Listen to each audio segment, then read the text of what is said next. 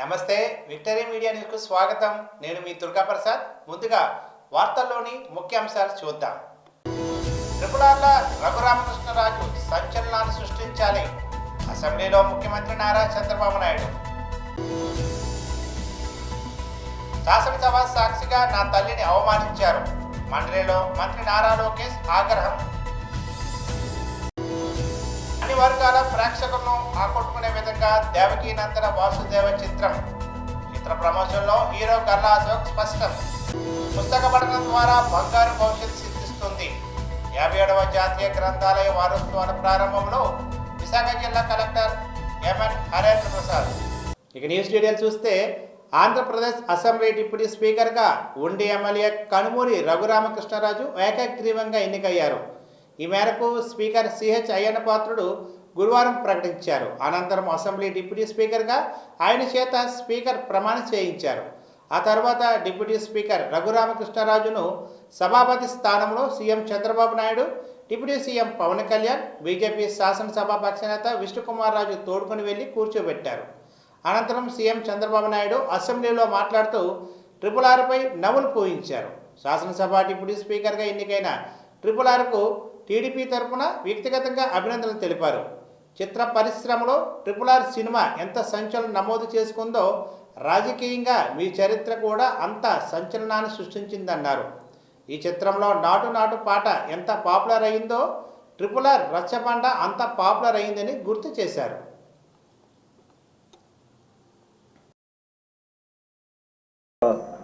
సంచలనం ఈయన జీవితం కూడా అంతే సంచలనం. ఇంకొక విషయం కూడా మనం గుర్తుపెట్టుకోవాలి. మామూలు వ్యక్తి అయితే ఆ ధైర్యంగా ముందుకు వచ్చేవాడు కాదు. ఒక్కసారి నేను ఎన్నోసార్లు చెప్పాను, కొంతమంది నేరస్తులు నాకు ఇది చూసినప్పుడు ఒకటి గుర్తొస్తుంది. ఇలాంటి చూసినప్పుడు ఇంకా చాలా జరుగుతున్నాయి. అవి చూసినప్పుడు నాకు ఎప్పుడు కూడా దేశంలో ఎక్కడన్నా జరిగిందా అని నేను అధ్యయనం చేశాను. ఇక్కడుండే శాసనసభ్యులు 5 కోట్ల ప్రజలు కూడా అర్థం చేసుకోవాల్సిన అవసరం ఉంది. రెండోది ఆయన విషయంలోనే కాదు, నా విషయంలో కూడా జరిగిన తర్వాత ఏదైతే నా అభిప్రాయాన్ని ధృవీకరించుకున్నాను. నేను జైల్లో ఉన్నప్పుడు నా రూమ్లో కూడా సీసీటీవీ కెమెరాలు పెట్టి నేరుగా వాచ్ చేయాలని ప్రయత్నం చేశారు ఇక్కడి నుంచి, రిమోట్ నుంచి. అదే ఈయన విషయంలో కూడా ఆయన్ని కొడుతూ టీవీలో సెల్ ఫోన్లో ఆనాటి ముఖ్యమంత్రి చూశారని వారు చెప్పే పరిస్థితికి వచ్చారు. నాకు అది ఆ రోజు నాకు నమ్మశక్యంగా అనిపించలేదు. కానీ నా విషయంలో ఎక్కడైతే నన్ను జైల్లో పెట్టారో ఆ రూమ్లో కూడా సీసీటీవీ కెమెరా పెట్టి నేను ఏ విధంగా ఉన్నానో వాచ్ చేయడానికి ప్రయత్నం చేశారన్నప్పుడు నాకు నా అభిప్రాయాలు కన్ఫర్మ్ అయినాయి. అది అయిన తర్వాత నేను చాలాసార్లు ఆలోచించాను, ఎక్కడన్నా ఇలాంటి వాళ్ళు ఉన్నారా, ఎక్కడన్నా జరిగిందా ప్రపంచంలో అని అడిగితే ఒకే ఒక వ్యక్తి దొరికాడు. ఆ వ్యక్తి కొలంబియాలో ఎన్నో ఏళ్లకు మునుపు కాదు, 1980-85 ఆ ప్రాంతంలో ఏదైతే పాబ్లో ఎస్కోబార్, అతనికి ఇతనికి కరెక్ట్గా సరిపోతున్నాయి పోలికలు, దాంట్లో ఏం అనుమానం లేదు. అతను కూడా మీరు చూస్తే కొలంబియాలో మారక ద్రవ్యాల ముఠాలకు ఎస్కోబార్ నాయకుడు. అత్యంత ధనికుడుగా, నేరస్తుడుగా, దుర్మార్గుడుగా ఎమర్జ్ అయ్యాడు. దుర్మార్గుడు అంటున్నా నేను. ప్రపంచ మార్కెట్లో 80% కోకైన్ వంటి మారక ద్రవ్యాలని తయారు చేసి సరఫరా చేసి మొత్తం ప్రపంచంలోని డ్రగ్ స్మగ్లర్గా తయారయ్యాడు. మన ఈయన్ని కూడా చూస్తే గంజాయి వచ్చింది, డ్రగ్స్ వచ్చాయి. ఈరోజు నేను హామీ ఇస్తున్నా, ఎట్టి పరిస్థితుల్లో రాబోయే రోజుల్లో ఎవరైనా సరే గంజాయి అమ్మినా, గంజాయి పండించిన ఉక్కు పాదంతో ఈ ప్రభుత్వం అణిచివేస్తాం. ఒక్కరోజు మాట్లాడా? ఒక్కరోజు కనీసం ఆలోచించాడా? ఇంతమంది పిల్లలు ఎంతమంది నాశనం అయిపోయారు గంజాయి తీసుకొని, ఎంతమంది డ్రగ్స్ కడెక్ట్ అయిపోయి ఎన్ని నరసాపురం పార్లమెంటు నియోజకవర్గంలో మిమ్మల్ని అడుగు పెట్టనివ్వబోమని ఛాలెంజ్ చేసిన వాళ్ళే ఈరోజు మీ ముందు సభలో అడుగు పెట్టలేకపోయారు. కర్మ అంత బలంగా ఉంటుందని డిప్యూటీ సీఎం పవన్ కళ్యాణ్ అన్నారు. డిప్యూటీ స్పీకర్గా ఏకగ్రీవంగా ఎన్నికైన రఘురామకృష్ణరాజుకు పవన్ కళ్యాణ్ అభినందనలు తెలిపారు. ఆయన పోరాట పటిమను కొనియాడారు. ఉండి నియోజకవర్గం నుంచి 56,000 పైచిలకు ఓట్లతో గెలిచి మీరు అసెంబ్లీకి వచ్చారు. గత ప్రభుత్వం రాజకీయాలను నేరమయం చేసింది. నేరస్తులు అధికారానికి వస్తే ఏం జరుగుతుందో మొన్నటి వరకు చూసామని పవన్ కళ్యాణ్ అన్నారు. గౌరవనీయులైన ఉప ముఖ్యమంత్రి వర్యులు శ్రీ పవన్ కళ్యాణ్ గారు. Thank you sir.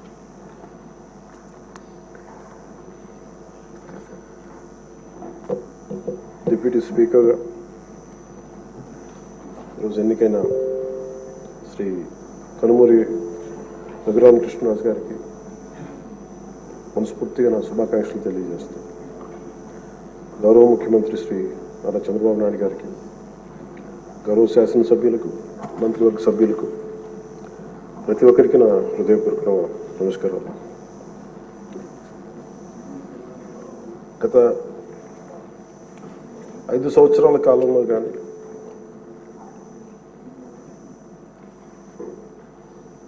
నా పొలిటికల్ అబ్జర్వేషన్ కానీ, నేను పాలిటిక్స్ రావడానికి రీజన్ కానీ 7 దశాబ్దాలుగా మన చరిత్ర చదువుకున్న రైట్ ఫ్రమ్ మన ఫ్రీడమ్ ఇండిపెండెన్స్ మూమెంట్ నుంచి చిన్నప్పుడు స్కూల్లో చరిత్ర చదువుకున్నా కానీ చాలా గొప్ప గొప్ప మహానుభావులు ప్రాణత్యాగాలు చేసి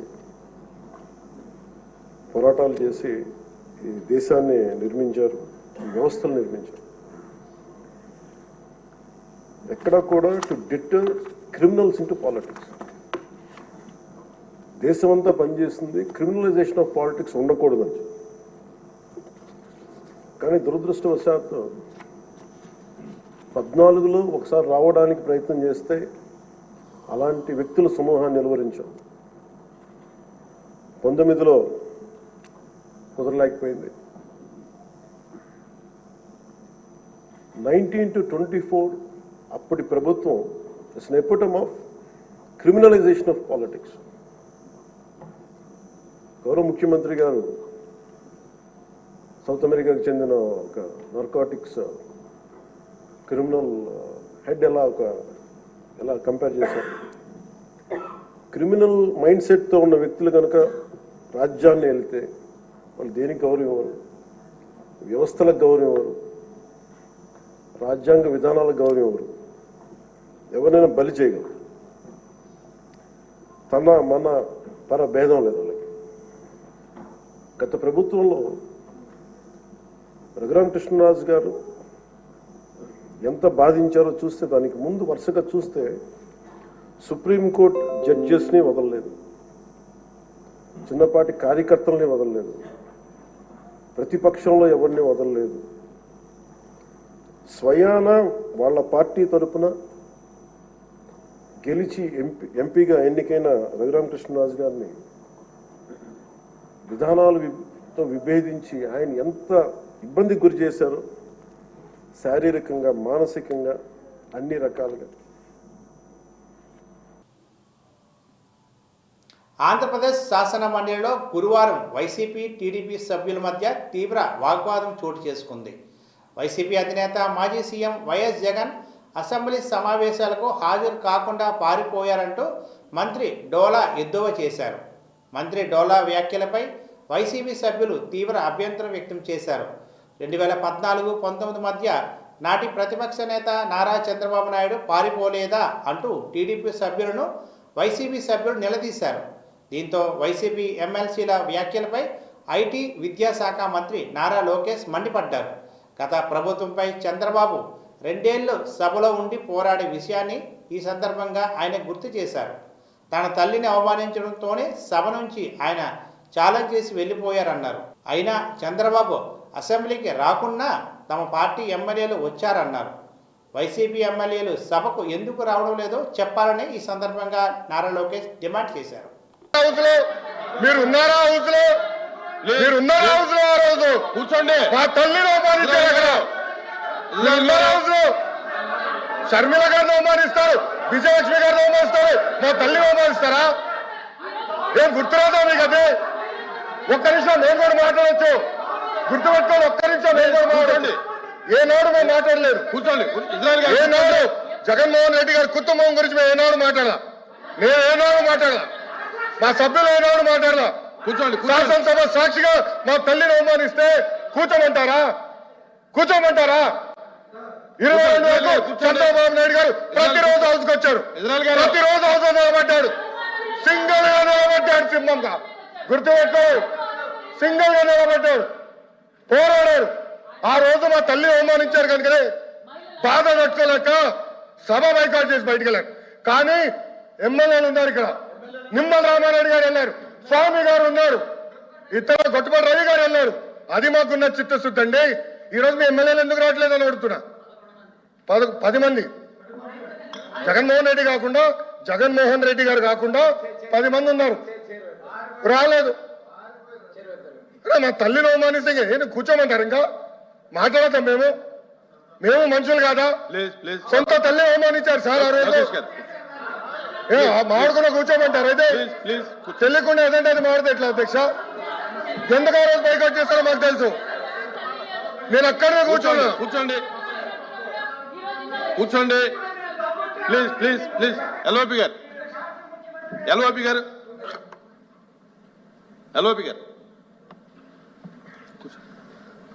సార్, ఇప్పుడు సభ్యులు వచ్చి మాట్లాడారు. ఇప్పుడు సందర్భాన్ని తీసుకొచ్చారు. ఎవరు తల్లిని, ఎవరు చెల్లిని, ఎవరు కుటుంబ పుస్తక పఠనం ద్వారా అజ్ఞానం తొలగిపోతుందని, పేదరికం కనుమరుగైపోతుందని, యువతకు బంగారు భవిష్యత్తు లభిస్తుందని విశాఖ జిల్లా కలెక్టర్ ఎంఎన్ హరేంద్ర ప్రసాద్ పేర్కొన్నారు. విద్యార్థులు, యువత లైబ్రరీకి రావాలని, పుస్తకాలు చదవడం అలవాటుగా మార్చుకోవాలని, లక్ష్యాలను చేరుకోవాలని హితవు పలికారు. విశాఖలోని సూర్యాబాగ్ జిల్లా కేంద్ర గ్రంథాలయంలో గురువారం ఏర్పాటు చేసిన 57వ జాతీయ గ్రంథాలయ వారోత్సవాల ప్రారంభ కార్యక్రమంలో ఆయన ముఖ్య అతిథిగా పాల్గొని మాట్లాడారు. గ్రంథాలయాలు మనందరికీ దారి చూపే లైట్ హౌసుల లాంటివని అభివర్ణించారు. పేదరికాన్ని తొలగించి వెలుగురేఖలు నింపే సాధనాలుగా గ్రంథాలయాలు కీలక పాత్ర పోషిస్తాయని పేర్కొన్నారు.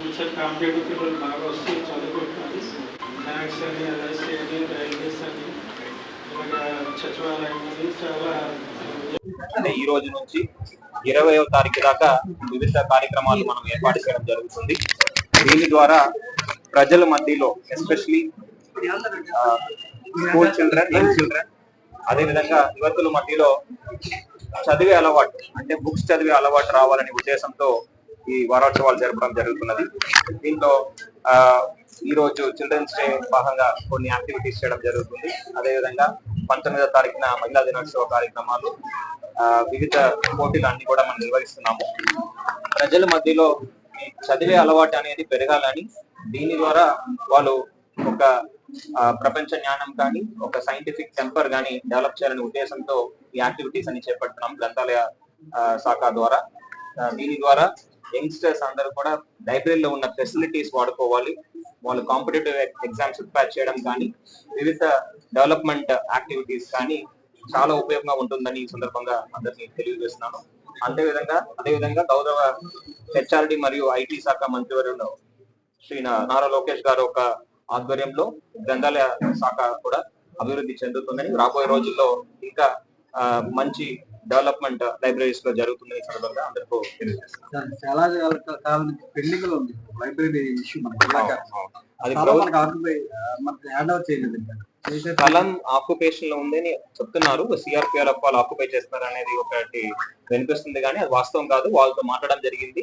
వాళ్ళు టెంపరీగా అక్కడ ఉన్నారు. మొమెంట్ మనము వర్క్ శాంక్షన్ చేస్తూ అక్కడ పని ప్రారంభించగానే వాళ్ళు వెకేట్ చేస్తారు. వాళ్ళు కూడా ఆల్రెడీ మాట్లాడడం జరిగింది. ఎన్నాళ్ళు పడుతుంది? మనకి లైబ్రరీ 1.5 acre స్థలం ఉంది. ఆ స్థలంలో పబ్లిక్ లైబ్రరీ అనేది లేకుండా పోయింది. ప్రైవేట్ లైబ్రరీ చాలా నష్టాలు అవుతుంది. పబ్లిక్ లైబ్రరీ మీద కూడా దృష్టి సాధించడం జరిగింది.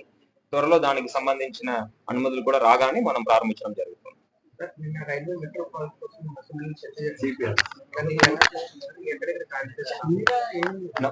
రైల్వేస్ అది ప్రతిపాదనలో మంత్రివర్యులు ఎంఐడి మినిస్టర్ గారు సభలో చెప్పడం జరిగింది. ప్రతిపాదనలు కేంద్ర ప్రభుత్వానికి పంపడం జరిగింది. కేంద్ర ప్రభుత్వం ఒక ఆమోదం రాగానే ఆ పనులు ప్రారంభమవుతాయి. ఇనిషియల్ గా మనం 2 phases ఉన్నాయి. ఫస్ట్ ఫేజ్ సంబంధించిన ప్రతిపాదనలు పంపించడం జరిగింది. దాదాపు 11,000 కోట్లకు సంబంధించిన ప్రతిపాదనలు అవి. దాంట్లో మనకు స్టీల్ ప్లాంట్ నుంచి కొమ్మాది వరకు, అంతేకాకుండా ఇంకా 2 స్ట్రెచెస్ ఉన్నాయి. మొత్తం 3 స్ట్రెచెస్ ఉన్నాయి.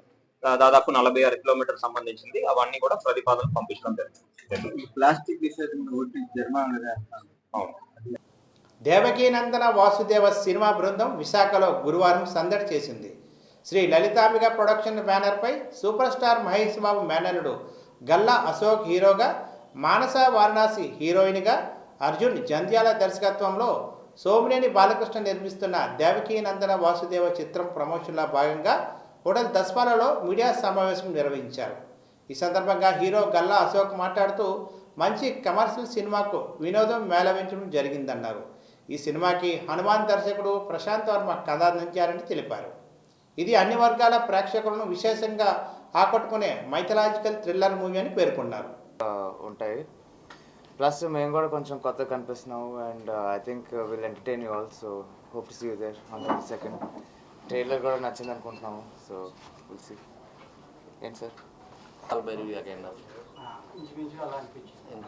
అంటే మాయలు మంత్రాలు ఉంటాయి అనుకుంటున్నాను. బీమ్స్ అనేది ఆల్రెడీ చాలా పాపులర్ అయిపోయింది కదా. చాలా వైరల్ సాంగ్స్ వస్తున్నాయి, పెద్ద పెద్ద హిట్ సాంగ్స్ ఉన్నాయి. కానీ nobody really talks about him and BGM బాగా కొడతాడు అనేది ఇప్పుడు దాకా మాట్లాడలేదు ఎక్కువగా. నాకు తెలిసి సినిమా తర్వాత ఫోకస్ అంతా దానిపైన షిఫ్ట్ అవుతుంది. మా సినిమాలో కూడా సాంగ్స్ కన్నా బీజిఎంఏ గట్టిగా ఉంటుంది. యా అదే యా ట్రైలర్లోనే అట్లా అనిపిస్తుంది అంటే ఇంకా మీరు ఊహించుకోవచ్చు ఇంకా సినిమాలో ఎలా ఉంటుంది బీజిఎం. అఖండ టైపేనండి, సౌండ్ కూడా ఎక్కువ పెట్టించాము. అంటే అందులో నా డెసిషన్ ఏం లేదన్నట్టు. అర్జున్ సార్ బాలా సార్ కొంచెం ఏడుపులు ఉంటాయి.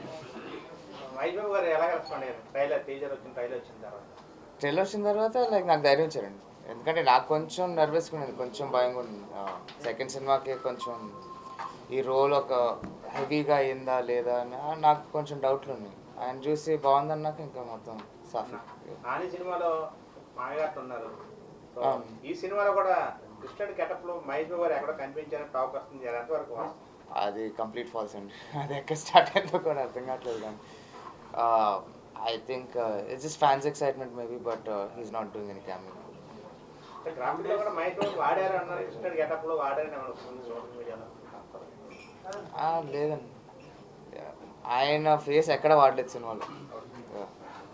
ఆయనతో కలిపి ఎలాంటి సినిమాలు చేయాలనుకుంటున్నారు? ఇద్దరు కలిపి చేశారు కదా. అంటే లైక్ ఇప్పుడు నన్ను అడిగితే ఏదైనా యాక్షన్ సినిమా చేస్తేనే బాగుంటుంది అనిపిస్తుంది. క్యారెక్టర్ బేసిక్గా విజయనగరం అమ్మాయి. తనకి 3 words డిస్క్రైబ్ చేయాలంటే తనని she very lovable, mysterious and తనకి ఫ్యామిలీ అంటే ప్రేమ. ఎక్కువ రివీల్ చేయలేను క్యారెక్టర్ గురించి, బట్ ఇది కాకుండా I just like to say that తనలో ఒక మంచి క్వాలిటీ ఉంది అండ్ దట్ ఈస్ లైఫ్లో ఎలాంటి పరిస్థితి వచ్చినా, ఎంత కష్టమైన పరిస్థితి వచ్చినా ఒక ధైర్యంతో నిలబడుతుంది. అండ్ ఐ థింక్ ఆ క్వాలిటీకి నేను చాలా రిలేట్ అయ్యాను యాజ్ అన్ ఆర్టిస్ట్. అసెంబ్లీ సమావేశంలో విశాఖ దక్షిణ నియోజకవర్గ ఎమ్మెల్యే వంశీకృష్ణ శ్రీనివాస్ పలు అంశాలను శాసనసభలో ప్రస్తావించారు. ప్రధానంగా విశాఖలో 22A సమస్యకు త్వరితగిన పరిష్కారం చూపాలని కోరారు. 22A సమస్య వలన పేదలు అనేక ఇబ్బందులు ఎదుర్కొంటున్నారని, అధికారుల నుంచి సరైనటువంటి క్లారిటీ లేకపోవడం వల్ల పరిష్కారం లేక ప్రజలు అనేక ఇబ్బందులు పడుతున్నారని, 22A నుంచి విముక్తి కలిగించాలని సభ దృష్టికి ఎమ్మెల్యే వంశీకృష్ణ తీసుకువచ్చారు. విశాఖపట్నంలో అయితే ఈ సమస్య చాలా తీవ్రంగా ఉంది అధ్యక్ష. ఈ 22 అన్నది ఇప్పుడే బండారు గారు చెప్పినట్టుగా గత ప్రభుత్వంలో చాలా మిస్యూజ్ అయింది అధ్యక్ష. అమ్మమన్నప్పుడు అమ్మకపోతే దాన్ని 22Aలో పెట్టడము, బెదిరించడము, తర్వాత వాళ్ళు మళ్ళీ తీసుకోవడం అలాంటివి ఎన్నో జరిగాయి అధ్యక్ష. ముఖ్యంగా పేదవాళ్ళు బాగా ఇబ్బంది పడుతున్నారు అధ్యక్ష. దీనివల్ల ఇది అధికారుల దగ్గరికి వెళ్ళి అడిగితే వాళ్ళు చెప్పే సమాధానం ఏంటంటే అధ్యక్ష, 22లో ఎందుకు పెడుతున్నారంటే రోడ్లు ఎక్స్టెన్స్ చేసినప్పుడు ఒక సర్వే నెంబర్ పెడితే అది మొత్తం అందులోకి వెళ్తూ ఉంది. అలాగే ఏదైనా గవర్నమెంట్ అవసరాల కోసం ల్యాండ్ తీసుకున్నప్పుడు ఆ సర్వే నెంబర్లు మొత్తం పెడతా ఉన్నారు. దానికి పరిష్కారం ఏంటంటే అధ్యక్ష, సబ్ డివిజన్ చేయాలి, దాని తర్వాత దాన్ని డిలీట్ చేయాలని చెప్తా ఉన్నారు అధ్యక్ష. మరి తీసుకున్నప్పుడే చేస్తే ఆ సమస్య సగం ఉండదు అధ్యక్ష. మరి సబ్ డివిజన్ చేయాలంటే అధ్యక్ష, నేనే నా ల్యాండ్ అలా పడితే 1 year పట్టింది అధ్యక్ష దాన్ని తీసుకోవడానికి. 1 year నాలాంటి వాడికి 1 year పడితే సామాన్య పరిస్థితి ఏంటి ఒకసారి అర్థం చేసుకోవాలి అధ్యక్ష. ఇకపోతే ముఖ్యంగా అధ్యక్ష, విశాఖపట్నంలో మేజర్గా జగదాంబ సెంటర్, మహారాణిపేట, వెంకటేశ్వర మెట్ట, రంగురి, ఇవి విశాఖపట్నంలో అత్యంత ప్రాధాన్యమైనటువంటి ఏరియా అధ్యక్ష. అది మొత్తం కూడా 20 పెట్టారు అధ్యక్ష. దాదాపుగా 100 సంవత్సరాల నుంచి అక్కడ ఉంటున్నారు అధ్యక్ష. 100 సంవత్సరాలతో పాటు దాదాపు ఒక్కొక్కటి 20 ఫ్లోర్లు 10 ఫ్లోర్లు ఇల్లులు కూడా ఉన్నాయి అధ్యక్ష, అపార్ట్మెంట్స్ కూడా ఉన్నాయి అధ్యక్ష.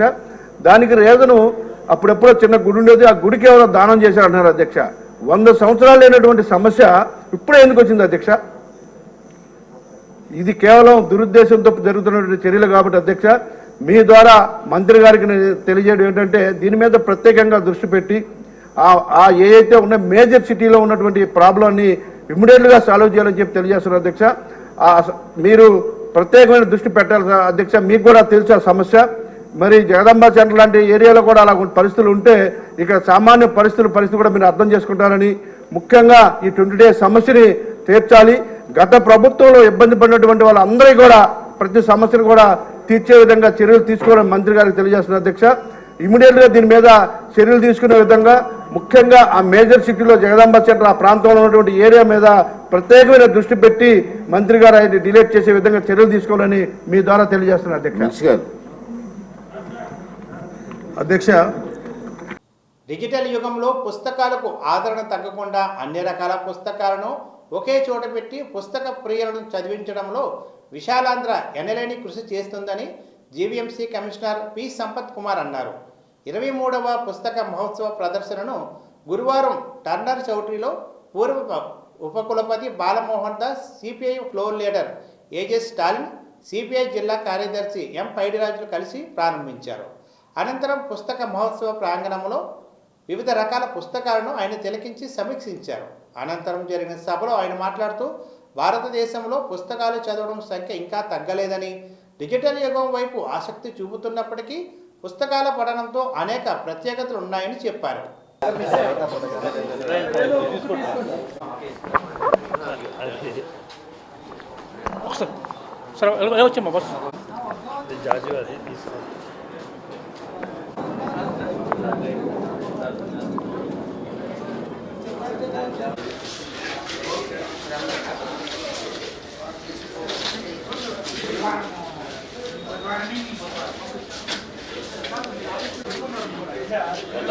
అది మరి సీసైడే లేదు, అది మన రాజీ వెళ్తాను వద్దన్నారు మరి.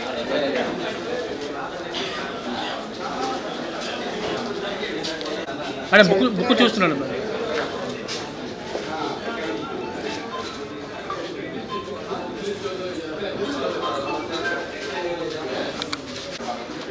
సార్ అసలు బుక్ చూస్తున్నారా? బుక్ చూస్తున్నాను సార్, అలా చూస్తున్నాను.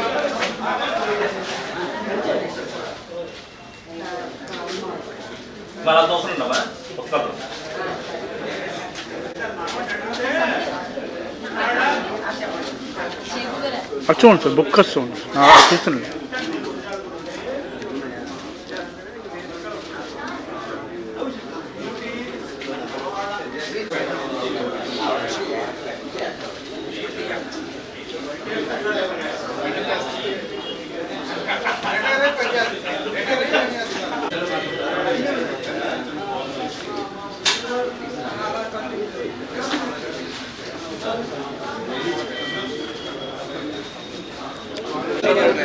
లైబ్రరీ సరిపోతుంది.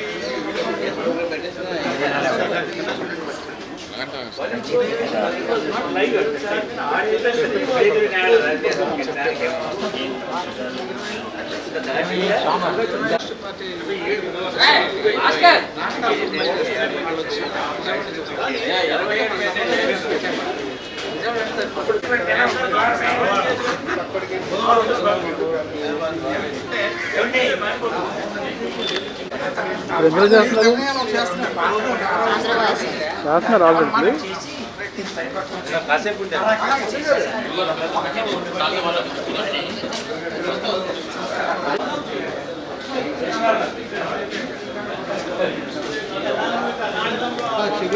భాష రాస్తూ ఉన్నటువంటి పెద్ద బాల శిక్షను మళ్ళీ తిరిగి పునరుద్ధరించాలి.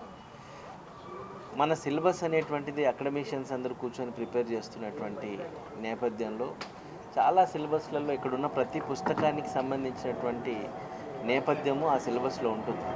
కానీ పుస్తక పఠనాన్ని అలవాటుగా చేసుకున్నటువంటి వ్యక్తులు ఆ సిలబస్ని చదవడంలో, ఆ సిలబస్ని అర్థం చేసుకోవడంలో ఉన్నటువంటి ఆ సులభతరమైనటువంటి విధానం ఏదైతే ఉందో అది సహజంగానే పిల్లలకు అలవాటు కావాలి.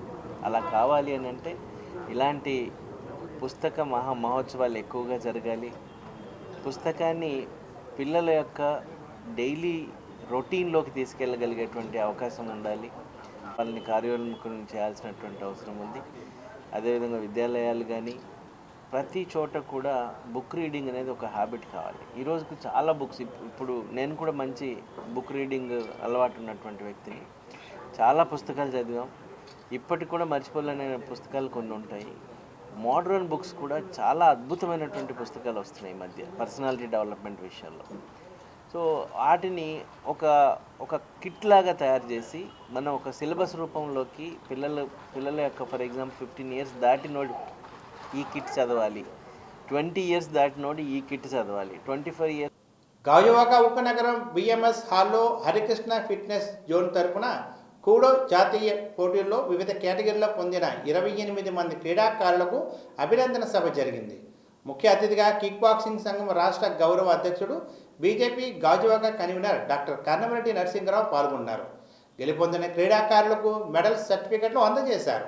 ఈ సందర్భంగా కేఎన్ఆర్ మాట్లాడుతూ నవంబర్ నెల 5వ తేదీ నుండి 11వ తేదీ వరకు జరిగిన జాతీయ కూడో పోటీల్లో ఆంధ్ర రాష్ట్రం నుండి పాల్గొన్న క్రీడాకారులు బంగారు, రజిత, కాంస్య పథకాలు సాధించారని అన్నారు. క్రీడల ద్వారా ఆత్మవిశ్వాసంతో పాటు ఆత్మ రక్షణ కూడా ఉంటుందని అన్నారు. క్రీడా కోటలో ఉన్నత విద్య కోసం మరియు ఉద్యోగ అవకాశాల్లో 3% రిజర్వేషన్ ఉంటుందని అన్నారు. రాష్ట్ర ప్రభుత్వం సీఎం చంద్రబాబు నాయుడు నేతృత్వంలో క్రీడాకారులకు 3% రిజర్వేషన్ కల్పిస్తూ నిర్ణయం తీసుకున్నారని ఈ సందర్భంగా కేఎన్ఆర్ పేర్కొన్నారు.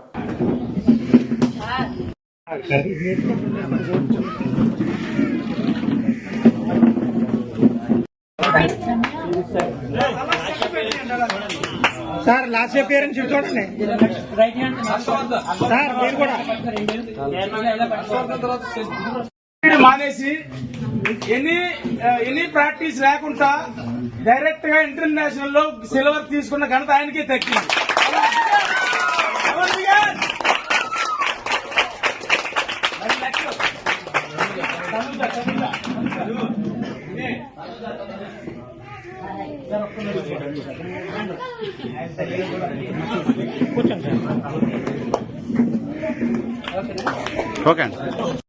సూరత్ లో జరిగినటువంటి జాతీయ స్థాయి కుడో పోటీల్లో విజయం సాధించి 33 మెడల్స్ సాధించినటువంటి క్రీడాకారులందరికీ నా హృదయపూర్వక అభినందనలు. మీ అందరికీ నా ఆశీస్సులు. మీ మాస్టర్ గారి ఆధ్వర్యంలో ఇప్పుడే చెప్పారు, కోచెస్ కూడా చాలా చక్కగా మీకు ట్రైనింగ్ ఇచ్చారు. అందుకే జాతీయ స్థాయిలో ఎన్నో వేల మంది వస్తారు, సుమారు 5,000 మంది పాల్గొన్నారు. 5,000 మందిలో మనకి 33 మెడల్స్ మన రాష్ట్రానికి ఆంధ్రాకి వచ్చాయంటే అందులో మన విశాఖపట్నం జిల్లాలో గాజువాక ప్రాంతానికి ఎక్కువ మంది క్రీడాకారులు పాల్గొన్నారు, ఎక్కువ మెడల్స్ సాధించారు. రాబోయే రోజుల్లో ఖచ్చితంగా మీకు ఇక్కడ ఎన్డీఏ కూటమి ఉంది, కేంద్రంలో కూడా ఎన్డీఏ కూటమి ఉంది. మీకు ప్రభుత్వం తరఫు నుంచి కూడా రావాల్సినటువంటి సదుపాయాలన్నీ కూడా మీకు వస్తాయి. ఇప్పుడే మీ మాస్టర్ గారు చెప్పారు, శశిధర్ గారు, మీకు వెళ్ళడానికి ట్రైన్ ఖర్చులతో పాటు మీకు డ్రెస్ ఉండాలి, డ్రెస్ కోడ్ ఉంటుంది, షూస్ ఉంటాయి, చాలా వ్యయ ప్రయాసాలు వచ్చి అక్కడ ఉండాలి. ఎంత ఖర్చు అవుతుంది, ఒక్కొక్కరికి సుమారు 30,000 నుంచి 40,000 ఖర్చు అవుతుంది. గవర్నమెంట్ ప్రోత్సహించినట్లయితే, ఎందుకంటే sports authority of India SAI, అదేవిధంగా sports authority of Andhra Pradesh recognise ఉంది కాబట్టి వాళ్ళ పరిధిలో మనం వెళ్ళినట్లయితే ఈ యొక్క వెళ్లే ఖర్చుల్లో కనీసం సగం గవర్నమెంట్ పెట్టుకుంటే ఇంకా ఎక్కువ మెడల్స్ సాధించే అవకాశం ఉంటుంది. క్రీడాకారులు మనల్ని కూడా నేను చెప్పాను, మీరు చదువులతో పాటు ఈ యొక్క కుడులో కూడా రోజు కనీసం గంట ప్రాక్టీస్ చేయడం ద్వారా మీరు ఆరోగ్యంగా చాలా ఫిట్గా ఉంటారు, యాక్టివ్గా ఉంటారు. చూస్తున్న చిన్నపిల్లలు ఇంటికి వస్తే వాళ్ళ సెల్ ఫోన్లకి టీవీలకి అతుక్కుపోతున్నారు, తల్లిదండ్రుల మాటలు కూడా వినని పరిస్థితి. కానీ మీకు ఒక డిసిప్లైన్ వస్తుంది ఈ యొక్క కుడువు నేర్చుకోవడం ద్వారా, రోజు గంట ప్రాక్టీస్ చేయడం ద్వారా మీరు స్లిమ్గా ఉంటారు, ఫిట్గా ఉంటారు, యాక్టివ్గా ఉంటారు, చదువుల్లోనూ కూడా బాగా రాణిస్తారు. మీకు స్పోర్ట్స్ కోటాలను కూడా ఇటీవలే మన ఆంధ్రాలో గౌరవ సీఎం గారు శ్రీ నారా చంద్రబాబు నాయుడు గారు, డిప్యూటీ సీఎం శ్రీ పవన్ కళ్యాణ్ గారు, మన ఎన్డీఏ కూటమి ప్రభుత్వం మనకు ఒక వరం ప్రకటించింది ఇటీవలే, వారం 10 రోజుల క్రితమే. మనకి స్పోర్ట్స్ కోటా గతంలో 2% మాత్రమే ఉండేది, ఇప్పుడు దాన్ని 3% చేశారు. అంటే ఇందాక మీ మాస్టర్ గారు చెప్పినట్లుగా 100 మందిలో 3 మన స్టూడెంట్స్ కి జాబులు వచ్చే అవకాశం ఉంది, అటు కేంద్రంలో కానీ ఇటు రాష్ట్రంలో కానీ. కాబట్టి మీకు స్పోర్ట్స్ ద్వారా ఈ యొక్క స్పోర్ట్స్ కోటాలో ఉద్యోగ అవకాశాలు కూడా వస్తాయి. మీరు ఏదైనా ఉన్నత చదువులు చదువుకోవాలనుకుంటే MBBS కానీ IIT కానీ ఇలా చదువుకునేటప్పుడు మీరు 10th నుంచి ఇంటర్మీడియట్ నుంచి వెళ్ళేటప్పుడు మీకు sports national certificate, international certificate ఉంటే మీకు స్పోర్ట్స్ కోటాలో ఉద్యోగాలతో పాటు మీకు ఇందులో కూడా సీట్స్ కూడా కాలేజెస్ లో కూడా మీకు సీట్స్ కూడా కోటా ఉంటుంది. కాబట్టి దాని మీద కూడా దృష్టి పెట్టాలి పిల్లల తల్లిదండ్రులు. వార్తలు ముగించే ముందు ఈనాటి హెడ్లైన్స్ మరొకసారి చూద్దాం. త్రిపురాల రఘురామకృష్ణరాజు సంచలనాలు సృష్టించాలి, అసెంబ్లీలో ముఖ్యమంత్రి నారా చంద్రబాబు నాయుడు.